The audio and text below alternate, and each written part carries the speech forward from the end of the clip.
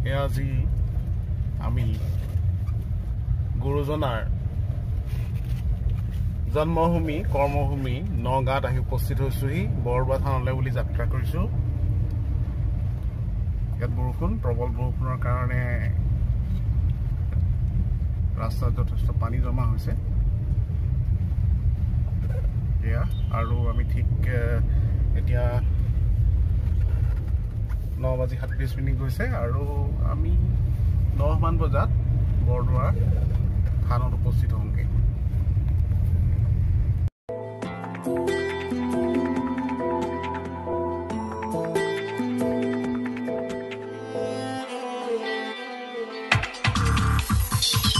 পাহি মেলি ফুলি উঠা এই পৃথিৱী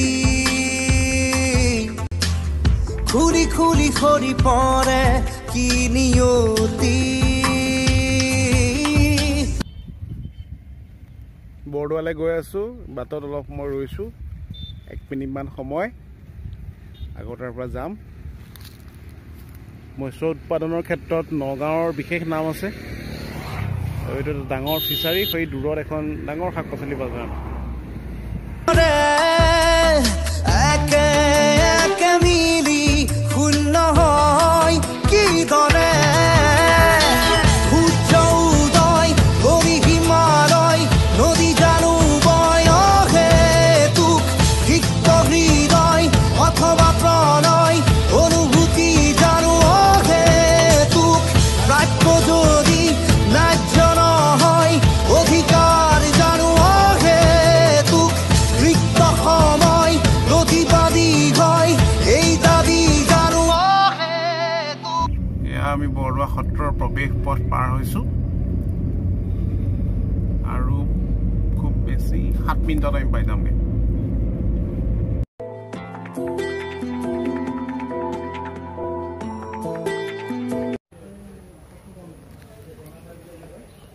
গুৰুজনাই কৈ গৈছে কলি ধৰি না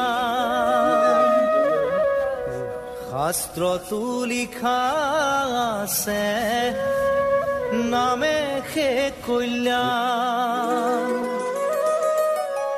কুকুৰ শৃগালৰ ৰোৱাত মাতো আছে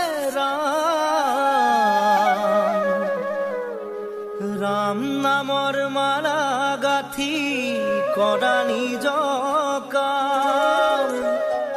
গোপাল গোবিন্দ লোৱা হৰিণা কি যে সুমধুৰ এই হৰিনাম।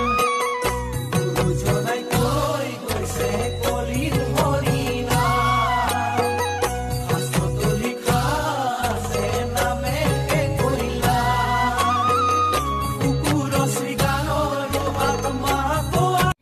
আমি বৰদোৱাৰ নামঘৰৰ চৌপাশটো প্ৰদক্ষিণ কৰি লওঁ। নিৰাকাৰী প্ৰভু আছে সবাৰো আত্মাতে লোকতাৰণৰ হেতু গুৰুজনাই ক'লে যত জীৱ তত শিৱ ইটো চৰাচৰ চৰণে পৰিয়া সবা কৰিবা প্ৰণাম। গুৰুবাণী মুখে লৈয়া বোলা ৰাম ৰাম গোপাল গোবিন্দ লোৱা হৰিণা।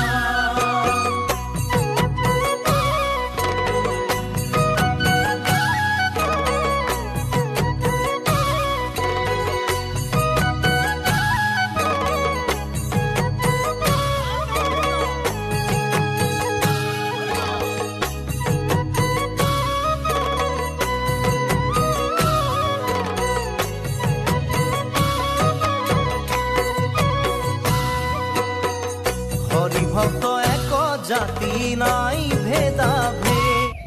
শংকৰদেৱৰ জন্মস্থান, যুগনায়ক তথা মহাপুৰুষ শ্ৰীমন্ত শংকৰদেৱৰ জন্মস্থান।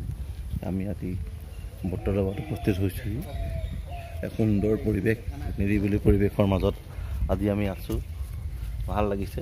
মোৰ সহযোগী হিচাপে কেমেৰা পাৰ্চন হিচাপে আহিছে শ্ৰীমান ভিগুমণি নাথ সহকাৰী অধ্যাপক চিনামৰা মহাবিদ্যালয়। এটা খুব সুন্দৰ পৰিৱেশৰ মাজত আজি আমি আছোঁ। ভবা নাছিলোঁ আমি যে আজি আহিম বুলি, কিন্তু অহাটো হ'ল। ভাল লাগিছে, এটা বহুদিনৰ মনৰ এটা আশা এটা পূৰণ হ'ল। শংকৰদেৱ বৰদোৱাৰ সৃষ্ট আকাশী গংগা যাক কোৱা হয়, আকাশী গংগাৰ পাৰত আজি আমি উপস্থিত আছোঁ। আকাশী গংগাৰ যি পৰিৱেশ, সেই পৰিৱেশে সঁচাকৈ মানুহক আহ্লাদিত কৰিছে। এটা সুন্দৰ, এটা মনোৰম পৰিৱেশৰ মাজত আজি আমি আছোঁ। সঁচাকৈ সুন্দৰ অতি।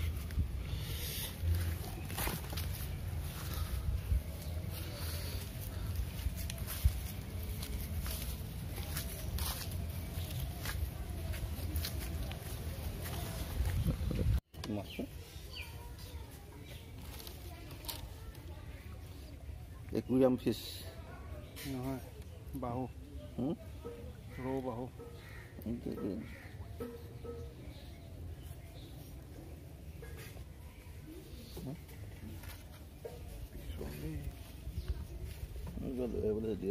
এই ভোগখিনি দি দিম এতিয়া, আপুনি চাবচোন মই কেনেকৈ মোকে খোৱা ভোগখিনি।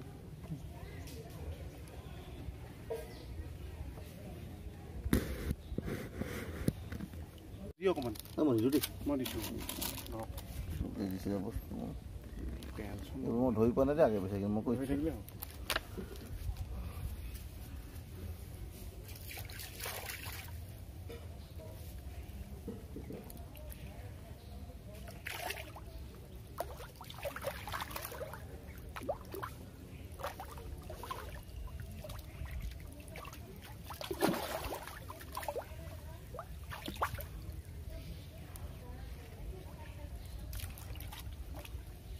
বেছিকৈ দিবা।